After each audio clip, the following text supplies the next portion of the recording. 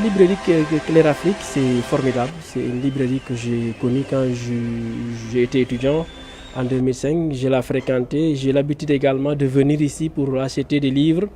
J'ai l'habitude également de fréquenter les librairies et les bibliothèques parce que moi je suis bibliothécaire et j'adore les livres. Moi j'aime lire. C'est que le livre, c'est ma passion. Et comme j'ai l'habitude de le dire, le poisson dans l'eau a toujours besoin de l'eau. Pourquoi? Parce que je travaille à la bibliothèque centrale de l'Université Cheikh Anta Diop Dakar, où on a beaucoup de documents. Mais malgré ça, je continue à acheter des documents pour moi-même, pour le plaisir de lire. Quand on lit, on découvre de nouvelles choses. Quand on lit également, on essaye de se rajeunir. Vous savez, la lecture, ça rajeunit l'individu.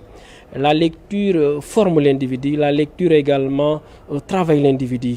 Donc, c'est très bien de lire. C'est comme le sport. Hein? Si vous savez, la lecture, c'est une activité intellectuelle, certes, mais c'est une activité physique. Parce que c'est ce que le sport fait chez l'homme, c'est ce que la lecture fait chez l'homme. Le seul conseil que je vais donner aux élèves, aux étudiants, et pourquoi pas aux enseignants, la lecture est irremplaçable, il faut lire. Lisez, parce que c'est le seul secret. La lecture, c'est un trésor caché, et pour vraiment le découvrir, il faut lire. On ne peut pas connaître l'histoire d'un livre sans avoir lu ce document. Donc, apprenez à aimer le livre, apprenez à découvrir les nouvelles choses, mais lisez.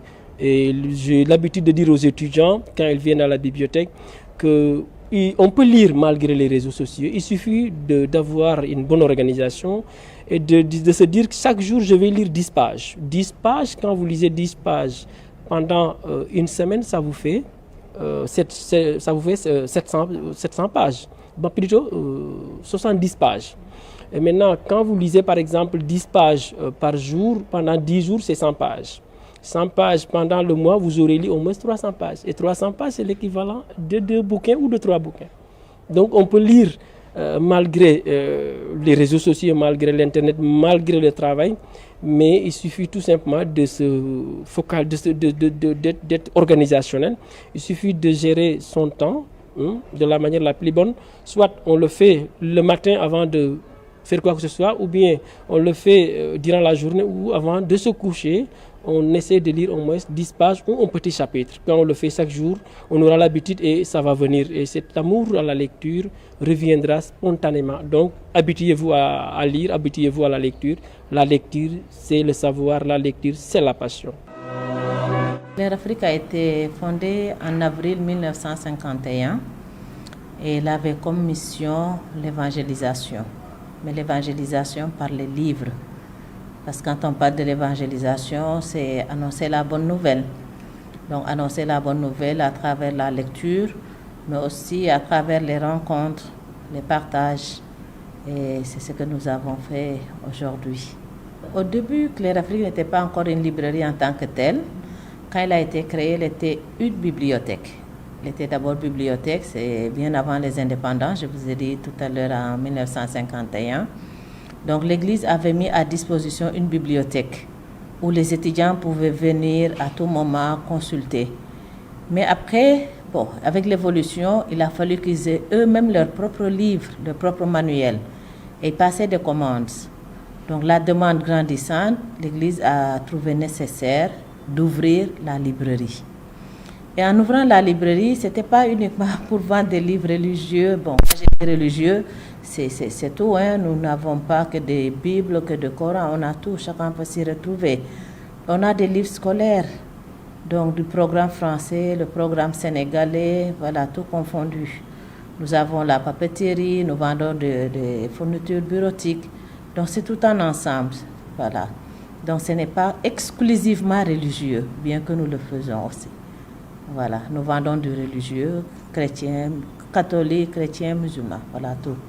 Même la tradition, la religion traditionnelle peut se retrouver dans ce que nous vendons.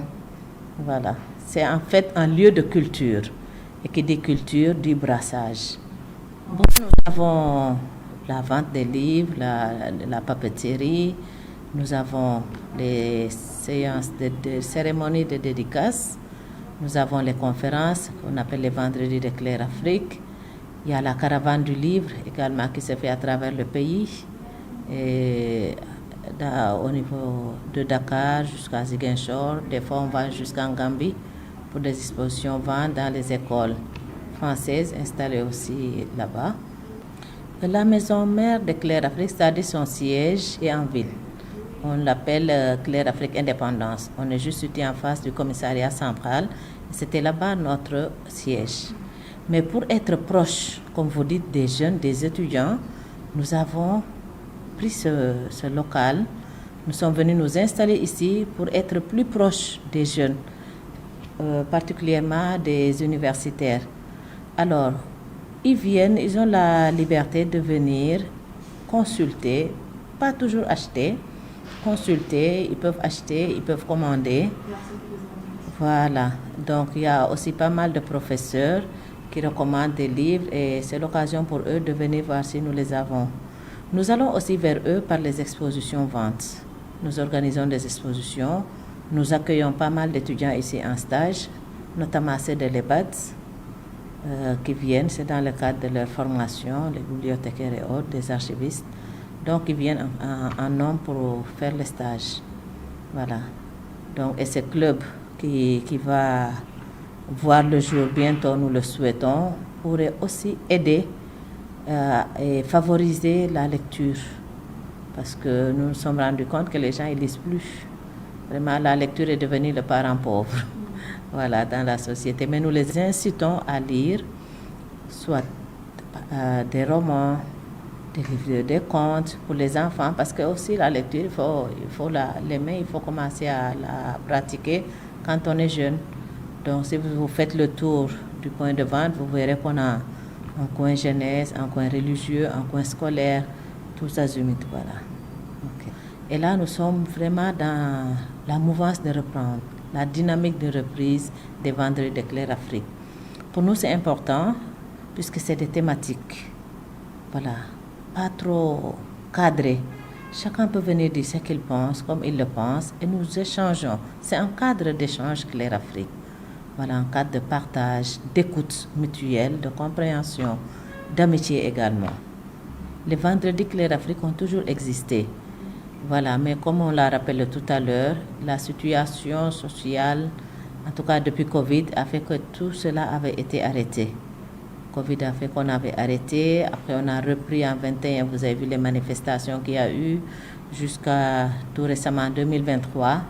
Voilà, chaque fois qu'il y a soit une cérémonie de dédicace, parce que nous en faisons ici, ou des conférences, vous voyez, c'est des nouvelles figures, des gens qui ne se connaissent pas, mais on tisse les liens tout de suite. Voilà, donc c'est un lieu de rencontre, c'est un cadre d'échange, de fraternité. Tout le monde a sa place, tout le monde peut trouver sa place. Les années passées, on m'aurait dit que les enfants même venaient ici sous forme de, comment on appelait, parrainage, pas parrainage, j'oublie le nom, centre aéré. Donc le personnel les regroupait pour le vivre ensemble, pour se connaître, pour s'amuser. Voilà. Et surtout se familiariser avec le livre. Et comme je l'ai dit, si vous allez au point de vente, vous trouvez tout là-bas, de la maternelle à l'universitaire. Et comme j'aime à le dire, même les retraités qui sont passionnés de lecture, tout le monde se retrouve. Tout le monde se retrouve. Voilà. Les hommes, les femmes, les jeunes, les moins jeunes, tout le monde. La mission est une marche qui ne finit pas. Parce qu'il y a des nouveautés, il y a des nouvelles figures, il y a des nouvelles générations. Donc la mission continue. Voilà, sa mission, former, s'instruire et instruire, voilà, rassembler. J'ai lu quelque part, j'ai oublié l'auteur, qui disait quand vous voulez cacher quelque chose en africain, mettez-le dans un livre.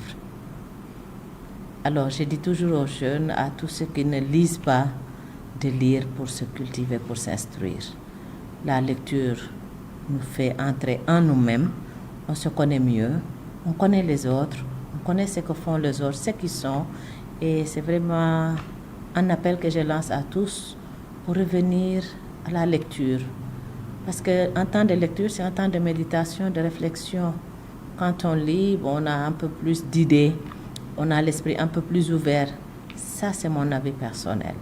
Mais quand on ne lit pas, on est trop fermé dans ses idées, on ne peut pas débattre profondément.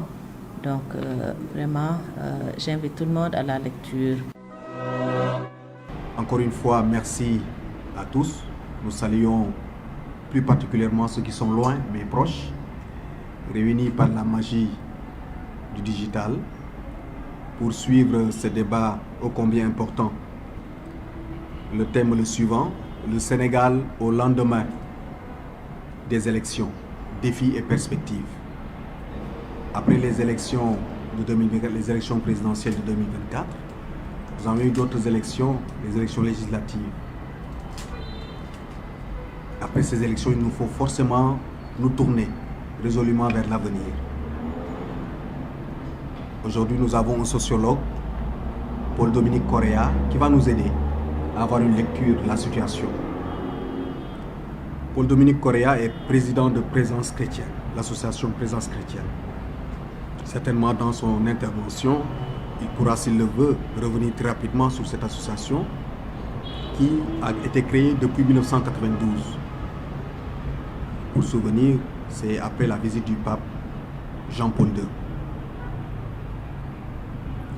Il est sociologue, membre de la société civile. Le Sénégal au lendemain des élections législatives, défis et perspectives. Je vais d'abord dire que nous allons en deux temps. D'abord, une lecture globale sur les défis et les perspectives. Après, je reviendrai sur un point qui me tient particulièrement à cœur, c'est la question des réformes institutionnelles. Maintenant, pour commencer, il est bon de dire ce que nous savons tous déjà, mais il est bon de rappeler que nous sommes sortis d'un cycle assez perturbé, qui s'est terminé heureusement sur des élections globalement apaisées et transparentes. Mais il faut dire que depuis 2021 particulièrement, à maintenant, le pays a traversé une crise, un véritable traumatisme sociopolitique dont nous n'avons peut-être pas fini de voir les impacts à tous les niveaux. Et nous espérons que maintenant, nous allons pouvoir maintenant partir d'un nouvel élan. Et dans ce contexte-là, au lendemain de ces élections, l'espoir peut renaître.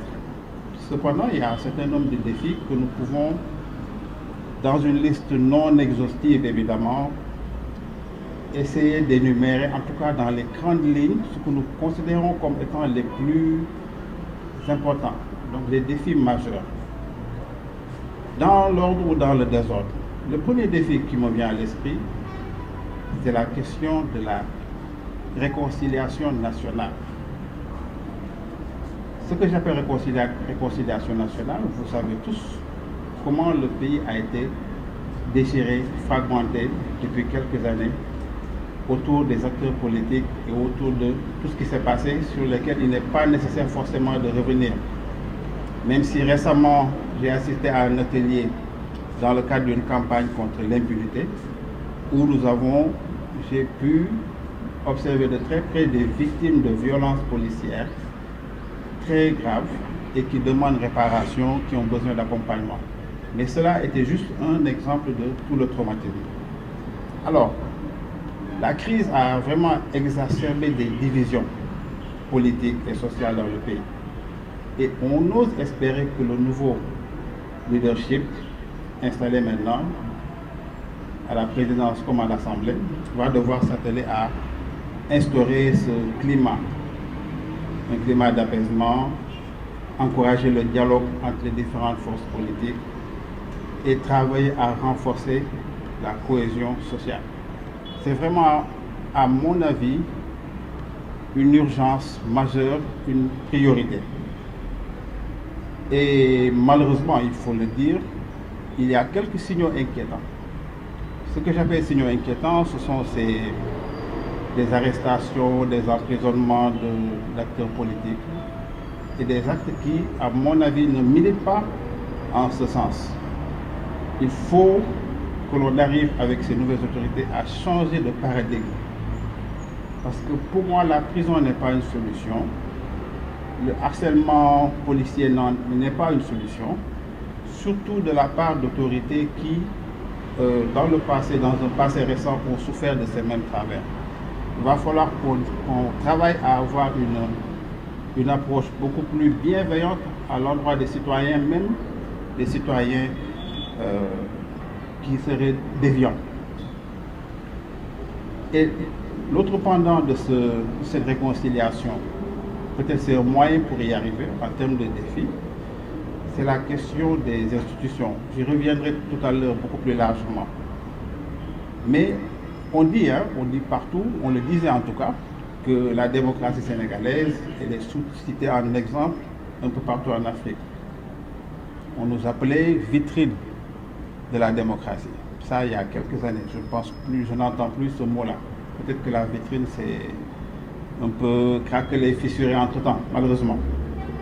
Parce que cette démocratie, justement, elle a montré des fragilités, notamment en matière de respect des droits de l'opposition, en matière de respect de l'indépendance de la justice. Donc, il y a des réformes qui s'imposent pour consolider ces acquis historiques que nous avions eus dans le passé. J'insisterai sur un point, peut-être qu'on pourra y revenir un peu plus. Je cherchais un mot, mais j'ai inventé un mot, Dr Philippe. Parce que nous avons souffert, peut-être vous serez d'accord avec moi, nous avons souffert ces dernières années d'un phénomène qu'on a appelé l'hyper-présidentialisme. Nous ne voulons plus de cette hyper-présidentialisme. Mais je dis, attention, il ne faut non seulement ne pas reproduire l'hyper-présidentialisme, mais il va falloir aussi veiller à ce qu'on n'atterrisse pas sur un hyper-primatorialisme. C'est un néologisme. Si vous trouvez un meilleur mot, vous allez me dire. En tout cas, j'attire l'attention sur cela, pour dire que les autorités actuelles n'ont pas besoin, en tout cas, de reproduire tout ce dont elles ont souffert et dont nous avons tous souffert dans un passé récent. Et cela est, à mon avis, fondamental. Et il va falloir une veille permanente, une sensibilisation pour qu'on ne retombe pas sur les mêmes travers, ce qui est un risque réel, malheureusement. Alors, en termes de défis, c'est vrai qu'on parle beaucoup de politique. Le débat est très politique, très politisé dans notre pays, alors que les urgences sont ailleurs, notamment sur le plan économique. Souvent, on se plaint d'ailleurs que le débat économique est très faible, il est absent. C'est dommage. Les priorités sont là, le débat économique, le développement économique, en particulier la question de la lutte contre le chômage des jeunes, on le sent très peu parce que le débat public est vraiment capturé par les politiques, les politiciens professionnels. Alors qu'on a de vrais défis de taux de chômage, en particulier chez les jeunes, le Sénégal doit tout faire pour promouvoir des politiques qui favorisent la création d'emplois. Ce n'est pas encore intentionnel. On pourra donner quelques exemples tout à l'heure. Le soutien à l'entrepreneuriat. Beaucoup de théories, très peu de pratiques. La modernisation du secteur agricole. Également, même chose, beaucoup de théories. L'investissement dans les industries émergentes. Trouver des réponses concrètes à l'immigration. On pourra y revenir tout à l'heure sur les questions de politique de jeunesse. Mais avons-nous même une politique de jeunesse, à vrai dire? Est-ce qu'on n'en a jamais eu? Cette frange de la population que l'on utilise à des fins souvent politiciennes et tout, mais avons-nous réellement une politique de jeunesse? C'est une question. Autre chose également en termes de défis, surtout dans le contexte actuel, c'est ce vaste débat sur les ressources naturelles, pétrole, gaz, mines. Beaucoup d'espoirs sont fondés sur ces ressources-là. Jusque-là, bon, on a un potentiel, notamment gazier, pétrolier, de l'or, des phosphates. Maintenant, l'exploitation du gaz, du pétrole, actuellement c'est en cours de développement, c'est une opportunité, mais c'est aussi un défi de gouvernance, un véritable défi, parce que c'est un secteur extrêmement corruptogène. Pas plus tard que ce matin, j'assistais à un webinaire sur justement comment prévenir la corruption dans ce secteur-là. Toute la chaîne de valeur est gangrénée par un fort risque de corruption à coût de milliards. Donc, une gestion transparente, équitable des revenus issus de ces ressources, il va falloir donner des garanties claires, parce que cette transparence est essentielle pour éviter ce qu'on appelle la malédiction des ressources. Et moi, j'ai l'habitude de dire, pour avoir un peu milité dans ce secteur de transparence dans le secteur, au moins, si jamais, par malheur, ces ressources ne nous apportent rien, au moins qu'elles ne détruisent pas l'existant, aussi bien social qu'environnemental. Parce que dans certains pays, c'est ce qui est arrivé.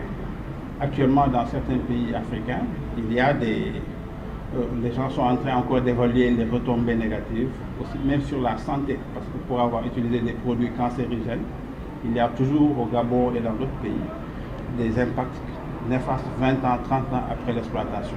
Donc il va falloir qu'on soit extrêmement vigilant pour non seulement bénéficier de ces retombées financières, mais mitiger les risques socio-environnementaux au maximum.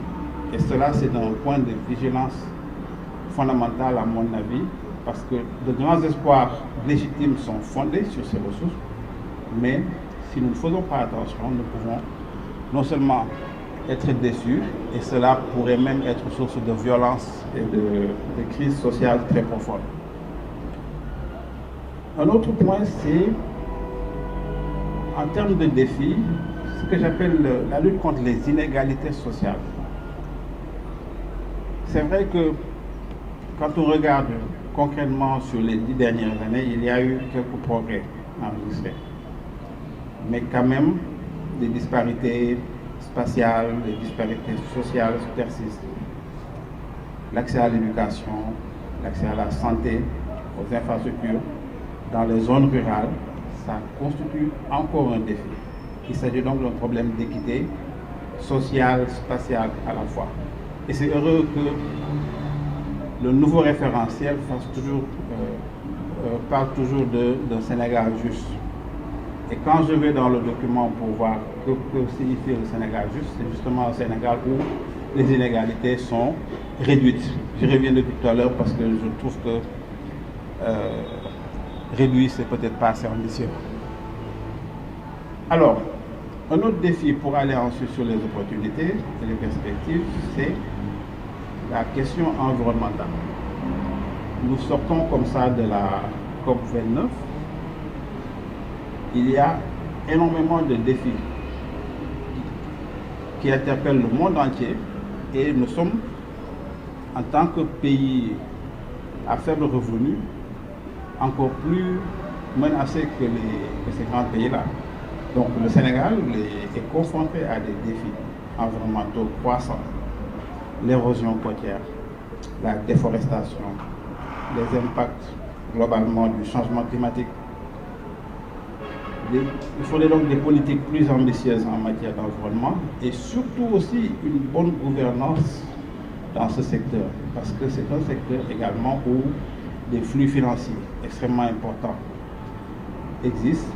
Il y a des enjeux dans la gestion des ressources environnementales et à ce niveau, le risque est élevé, donc qui pourrait aggraver la crise environnementale.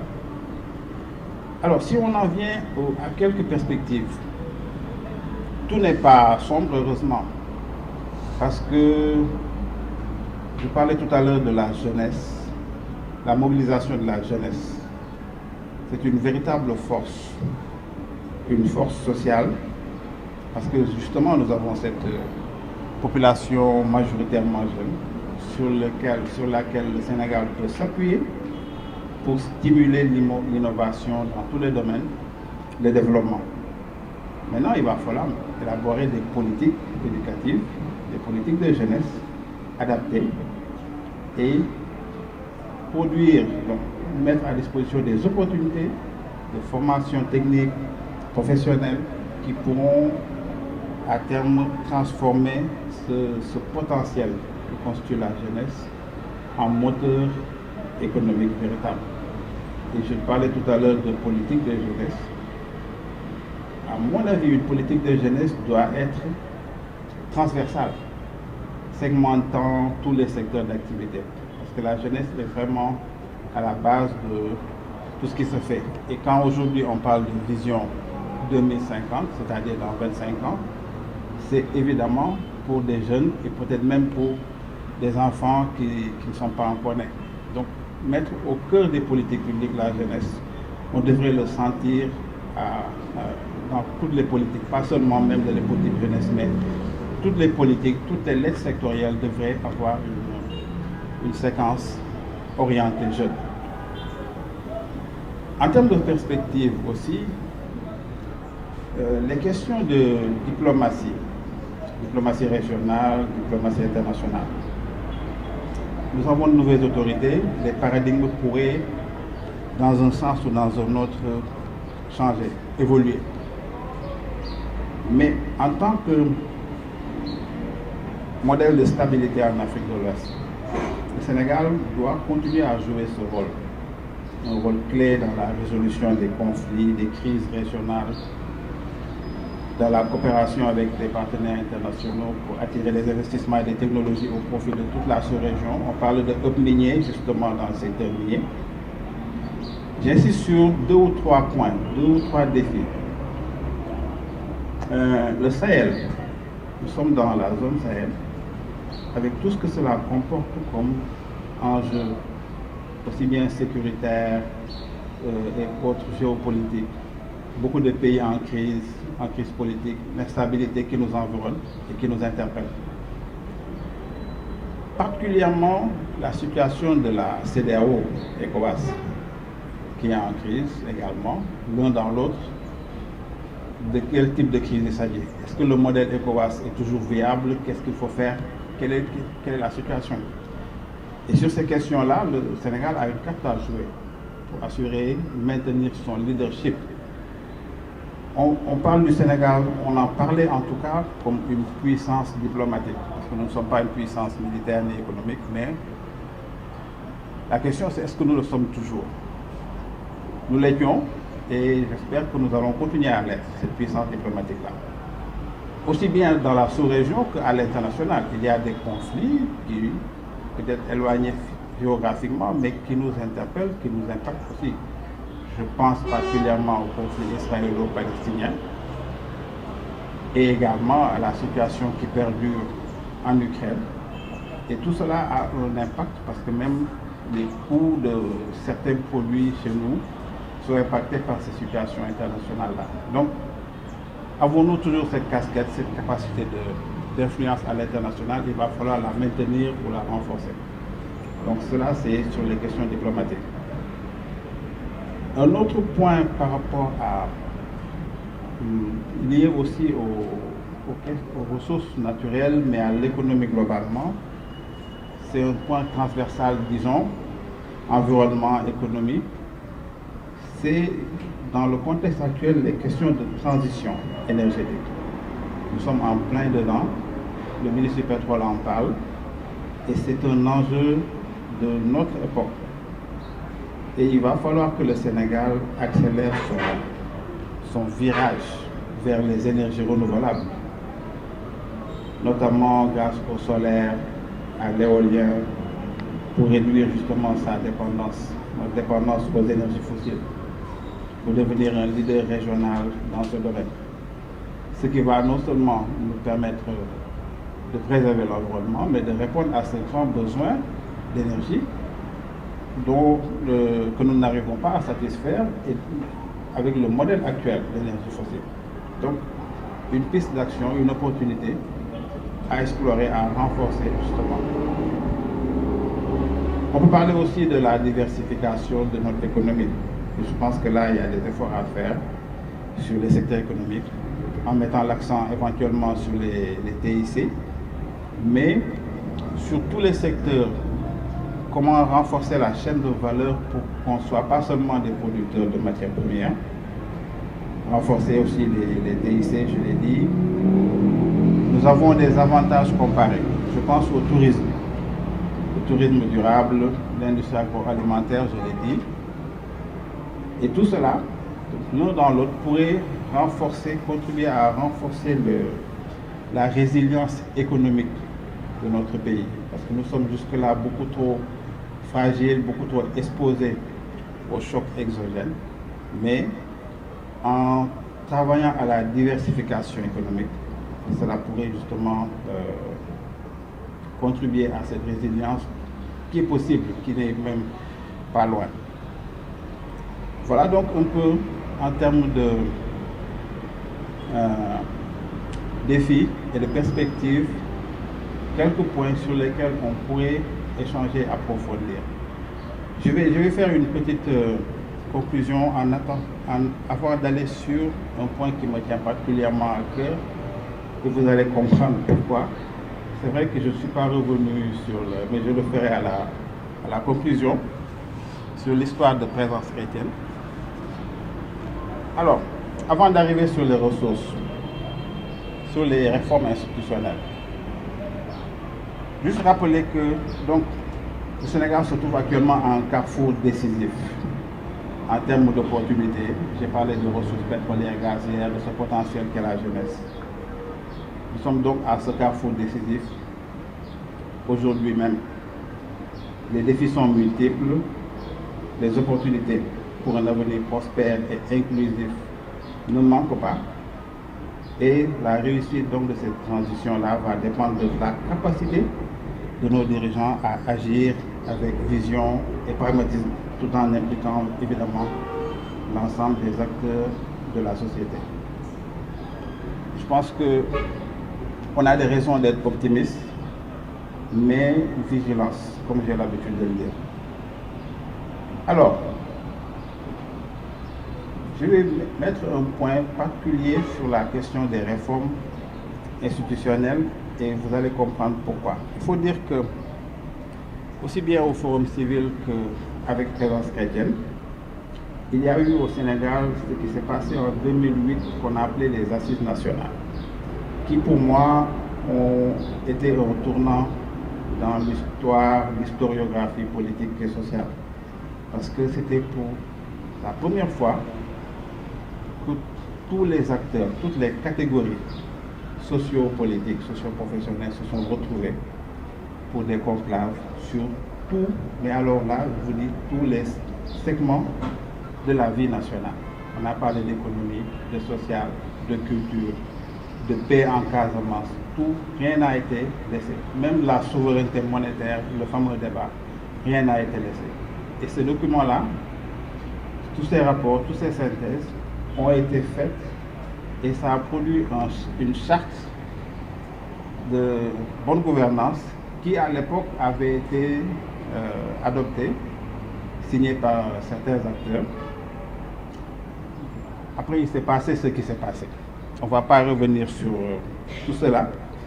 Mais ce que je veux dire, c'est que Présence chrétienne y avait participé à l'époque avec le doyen Théodore et toute son équipe, notamment au niveau de la commission sur les valeurs sociétales, la culture, les valeurs sociétales. Moi, j'étais à l'époque au niveau du Forum civil et c'est là-bas qu'on élaborait un peu tous les outils, toute la méthodologie. Donc l'un dans l'autre, je me suis retrouvé à deux niveaux dans cette histoire. Et ce qui s'est passé, c'est qu'en 2022, un groupe d'acteurs s'est retrouvé pour dire 10 ans ou 15 ans après, lorsqu'on regarde les documents, les analyses, les éléments de contexte et de diagnostic de la situation n'ont pas changé. Pourquoi? Parce que pour l'essentiel, les recommandations issues de ces assises n'avaient pas été appliquées. C'est pour cela que dans un cadre où Présence chrétienne est active, qui s'appelle Sursaut citoyen, qui est un collectif de la société civile, qui est né justement dans le contexte de crise qu'on a connu ces années passées, depuis les événements de mars 2021, un groupe de Sénégalais, certains au Sénégal, d'autres de la diaspora, ont pensé qu'il était bon de se lever pour essayer de sauver la République.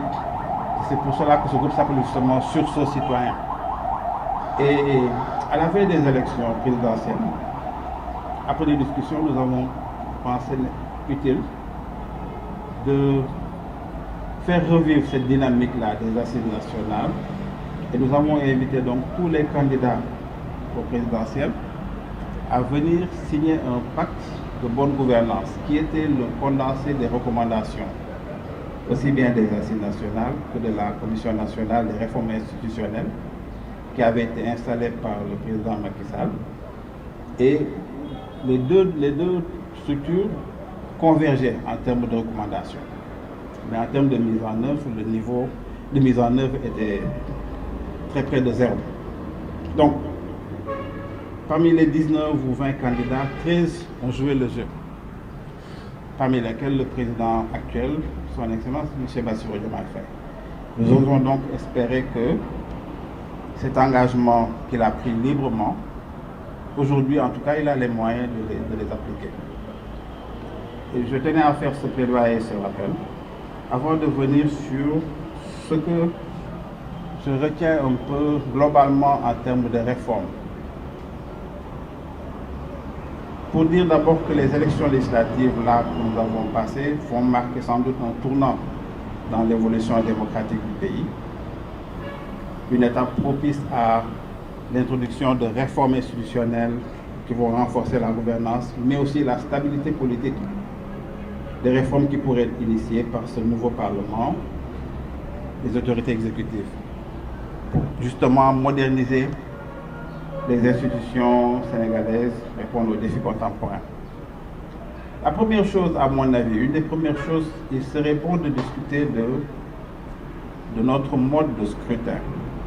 Le débat s'est posé au lendemain des législatives, donc autour de ce mode de scrutin. Le système électoral, disons. Le mode de scrutin actuel, qui combine représentation proportionnelle et uninominale. J'ai eu du mal à expliquer le mode de scrutin à quelqu'un qui me demandait. J'ai essayé toutes sortes de formules, mais bon. La personne a voté, mais il m'a dit que bon, j'ai voté, mais je n'ai pas compris. Et je suis sûr qu'il n'est pas le seul.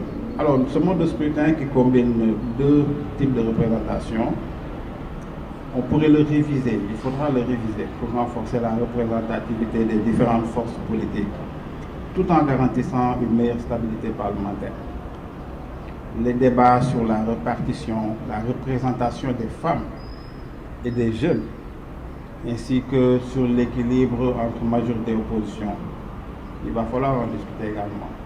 Donc, la question du scrutin, parce que toutes les analyses de sciences politiques, d'économie politique, vous disent que le Sénégal, globalement, est un pays stable. Il n'y a que pendant les périodes électorales qu'on a des périodes de crispation. La question électorale, on a beau être une démocratie, plus ou moins moderne, mais la question électorale est toujours source de tension dans notre pays, jusqu'à présent. Et toujours pour aller dans ce sens, il serait bon aussi de renforcer la séparation des pouvoirs.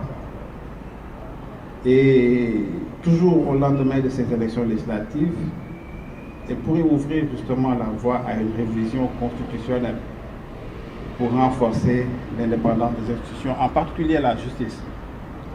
Parce que l'équilibre entre l'exécutif, le législatif, le judiciaire est crucial pour éviter les tensions politiques. Ce qu'on a connu en mars 2021, beaucoup disent, c'est juste parce que nous n'avions pas confiance en notre justice. Si nous étions dans une situation de confiance, on aurait peut-être évité cette crise. Entre autres aussi, la réforme de la question de la Cour constitutionnelle, on en parle depuis longtemps. La Cour constitutionnelle qui est au cœur, au centre de controverse, Conseil constitutionnel, Cour constitutionnelle, etc., etc. J'ai assisté à beaucoup de discussions, beaucoup de débats d'experts. J'avoue que je me perds entre eux. Et voilà, certains disent OK pour la Cour, mais il y a des modèles qui marchent, il y a d'autres aussi qui ont fait des réformes et qui le regrettent parce qu'ils se sont retrouvés dans certains pays avec une Cour qui est assaillie de demandes. Même des problèmes de voisinage se retrouvent au niveau de la Cour constitutionnelle. Et ça aussi, c'est un problème. Donc, c'est une des priorités, mais il va falloir en discuter pour voir un peu, au-delà de l'examen du contentieux électoral, comment arriver à une Cour où les citoyens pourraient avoir plus d'accès. Une autre question aussi, à mon avis, très importante par rapport à la gouvernance, c'est la question de la décentralisation. Aujourd'hui, est-ce toujours pertinent d'avoir trop de pouvoir concentré sur Dakar, concentré sur l'exécutif au niveau national? Donc, la décentralisation, c'est aussi un autre domaine clé pour améliorer la gestion des affaires publiques. Parce que pour qu'au niveau territorial, au niveau local, tout se passe, le maximum de choses puissent se gérer au niveau local.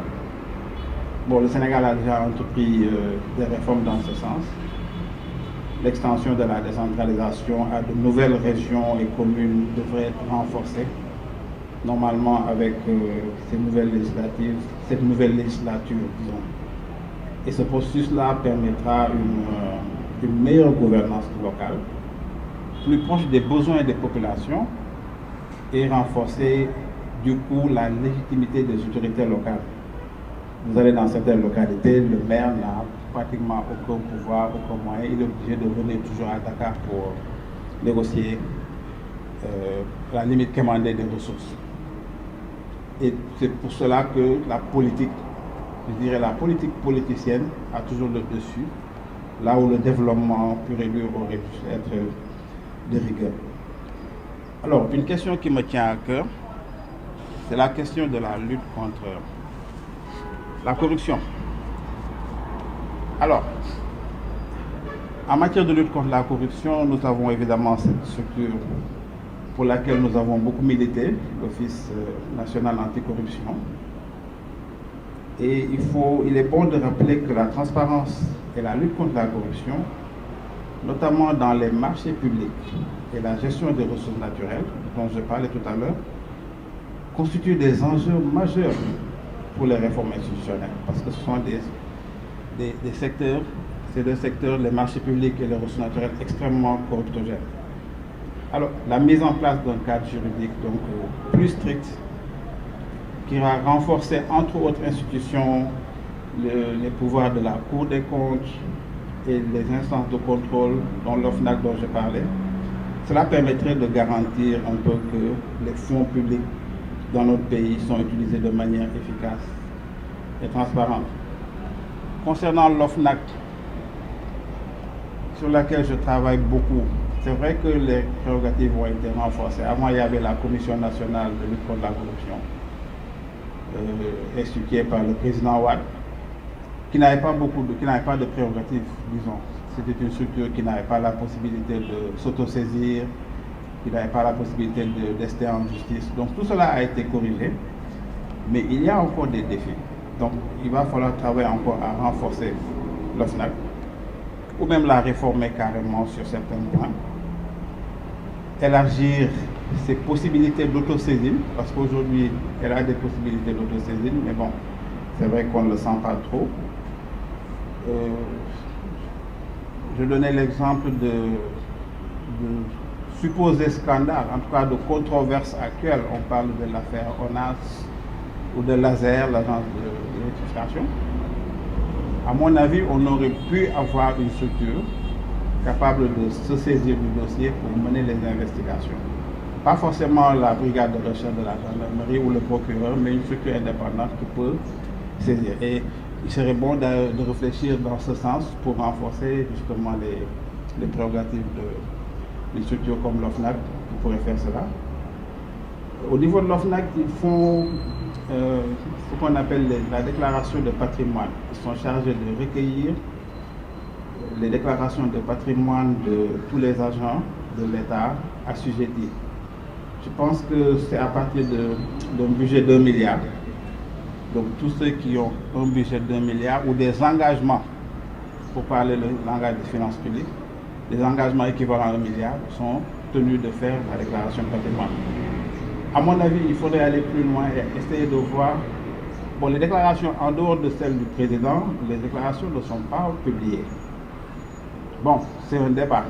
Est-ce qu'il faut publier toutes les déclarations? Est-ce qu'il faut les garder secrets? Parce qu'on est en Afrique, les gens n'aiment pas qu'on découvre le patrimoine.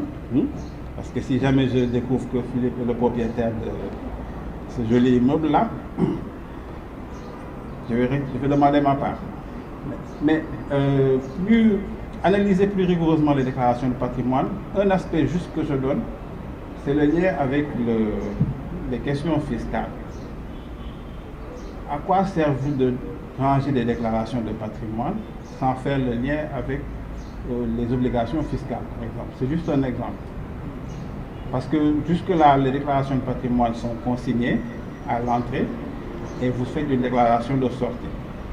Après, au cas par cas, il y en a qui sont entrés, qui ne sont jamais sortis, ou bien voilà. Donc là, le mécanisme de vérification n'est pas vraiment opérant et il va falloir vraiment faire un travail à ce niveau. Globalement, il y a des efforts à faire sur la transparence de la vie publique.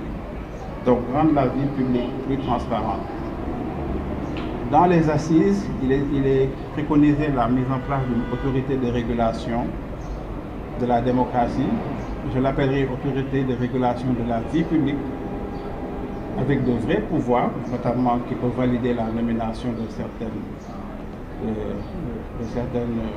positions de direction, faire des enquêtes de moralité et voir aussi, parce que dans les grandes démocraties, il y a une autorité qui veille à ce qu'on appelle la prévention des conflits d'intérêts.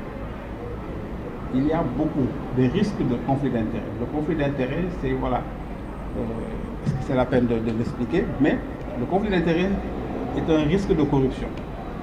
Donc, il faudrait que l'on puisse encadrer tous ces mécanismes-là.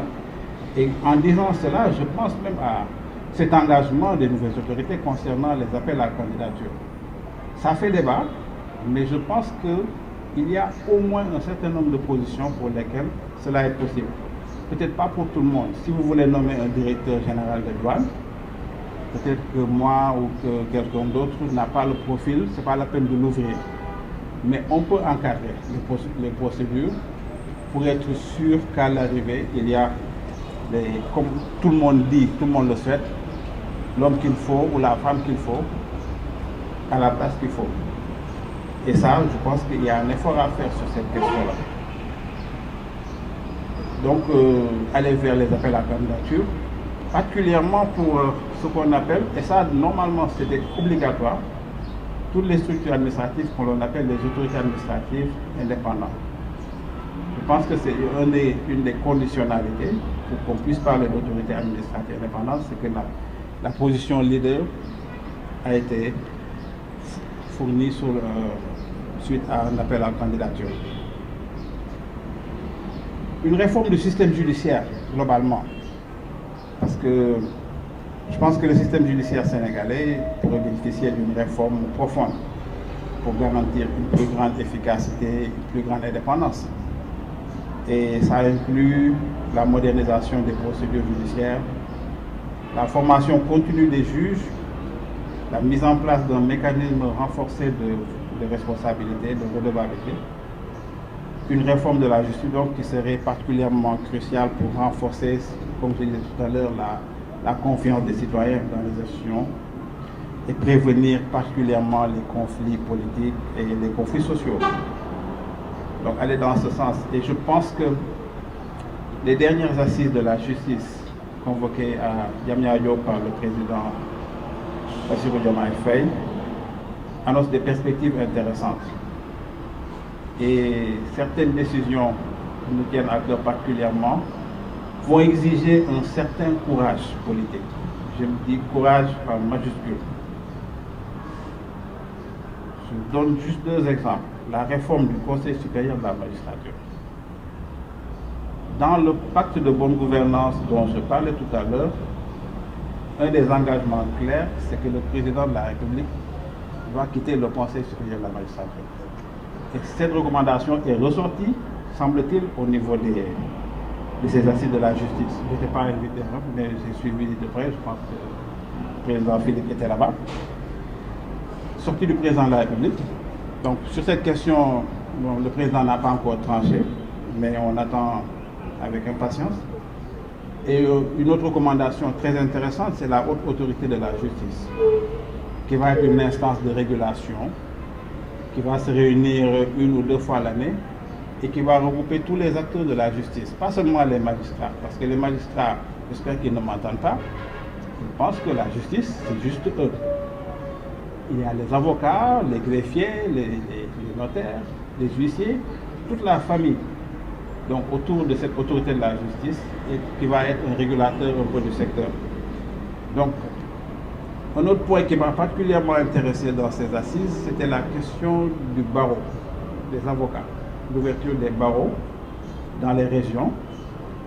Juste parce que je suis un grand militant de l'emploi des jeunes et je pense que aujourd'hui, quand on vous dit qu'il y a moins de 400 avocats au Sénégal, et que les avocats sont moins nombreux que les magistrats, c'est qu'il y a un paradoxe. Les magistrats, les avocats devaient être 2 fois plus nombreux, au moins. On a à peu près 400 magistrats et on a moins de 400 avocats, 350. Donc, il va falloir faire des réformes rapidement pour ouvrir les barreaux. Comme ça, bon, mes amis vont accepter de s'installer à Thiès, à Kaolack, mais au moins. Et puis, régler un problème de droit, n'est-ce pas, Denis? Je pense que le droit à un avocat, dans certaines localités, c'est un véritable problème. Donc il y a des mesures courageuses à prendre dans ce sens-là, recruter davantage d'avocats, et voilà, pour régler cette question de droits humains. Et à côté de ça, un autre sujet pour lequel je ne suis pas trop chaud, mais bon, je vois que ça intéresse beaucoup de gens, c'est la question du financement des partis politiques. Partis politiques, campagne. Donc c'est un des défis majeurs qui sort de ce contexte post-électoral. Donc comment réguler le financement des partis politiques et des campagnes électorales?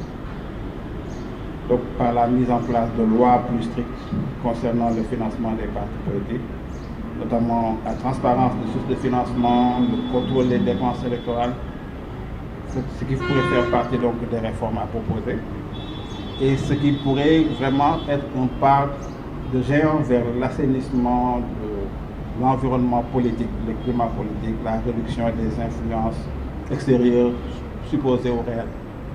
Évidemment, sur cette question, j'ai moi-même beaucoup de réserves, mais je suis très souvent mis en minorité par les politiques, évidemment, n'est-ce pas? Parce qu'à mon avis, il y a des préalables. C'est vrai que dans les grandes démocraties, les partis politiques bénéficient de fonds, mais il va falloir auparavant faire un travail d'évaluation, pas d'assainissement, mais en tout cas de revue d'abord des partis politiques, de leur fonctionnement. Parce que pour moi, pour bénéficier de fonds publics, il faut avoir un fonctionnement à la fois démocratique et transparent. Et donc il y a un préalable à faire pour arriver à cette gestion des finances pour les partis politiques. Mais c'est quand même important parce que les démocraties, les partis politiques sont théoriquement en tout cas d'utilité publique. Un dernier point, c'est concernant le renforcement des droits et libertés publiques. Je pense en avoir parlé un peu tout à l'heure en termes de réconciliation nationale, de stabilité politique. Mais en termes de... On n'est pas loin de l'université ici. En venant, je disais au taxi, j'espère qu'il n'y a pas de manifestation au moins aujourd'hui. Et pour moi, la réforme institutionnelle pourrait viser à renforcer la protection des droits et libertés fondamentaux des citoyens. Cela est important. Et ça inclut la liberté d'expression, la liberté de presse, la protection des droits de l'opposition. Chacun de ces items-là pourrait faire l'objet d'un développement parce qu'on est confronté à des défis. Aujourd'hui, s'il y a des journalistes ici, ils pourront vous dire toutes les difficultés auxquelles ils sont confrontés actuellement. Et or, on sait quelle est l'importance de la presse dans une démocratie. Donc, liberté d'expression. On a quelques cas d'emprisonnement pour des supposées injures, etc. Bon, ça fait débat. Ça fait débat en tout cas. Donc, à ce niveau, je pense que tout ce qui pourrait renforcer les droits et libertés publiques, le droit de manifester, je pense qu'il y a quelques soucis au niveau de Ziguinchor, l'université là-bas. Donc tout cela, c'est des choses qu'il faut revoir en termes de renforcement. Parce que, à mon avis, nous avons une démocratie qui peine à faire des pas, des progrès qualitatif. Nous stagnons en termes de standards. Donc, ces réformes qui vont être essentielles pour garantir un environnement politique démocratique où toutes les voix, y compris celles des minorités, pourront s'exprimer librement. Je vais conclure, mais avant de conclure, je dois dire qu'il y a des sujets que je n'ai pas abordés parce que je pense que ce sont des points qui doivent faire l'objet d'une conférence carrément. On dit dans le nouveau référentiel de l'État parle d'un Sénégal juste, où les inégalités entre hommes et femmes sont réduites. C'est tout un programme. Et pour moi, à l'horizon 2050, on ne devrait plus parler de réduire les inégalités, on devrait simplement les éradiquer. Inégalités entre hommes et femmes particulièrement. 25 ans, je pense que c'est faisable. 2050, inégalité, zéro. En tout cas, moi, j'y crois. Un autre point qui pourrait faire l'objet de tout un débat, c'est la question de l'éducation. C'est un sujet vaste, mais un sujet fondateur pour lequel il faut retenir au moins une chose, qui est ma conviction, c'est qu'aucun projet, aucun agenda transformateur, aucune vision ne peut prospérer s'il ne s'appuie sur un projet éducatif cohérent. Et pour cela, cela nécessite de larges concertations et des discussions entre tous les citoyens, je dis bien tous les citoyens, et ça, je pense que c'est à suivre. Alors, pour conclure et revenir un peu sur notre thème, c'est pour dire que les législatives de 2024 au Sénégal ouvrent un espace pour des réformes institutionnelles cruciales pour la pérennité de la démocratie, le renforcement de l'état de droit. Toutefois, ces réformes devront être menées dans un esprit de consensus national et avec la participation de toutes les forces politiques, de toutes les parties prenantes de la société civile pour garantir leur succès et leur impact durable sur la gouvernance du pays. Je vous remercie de votre attention.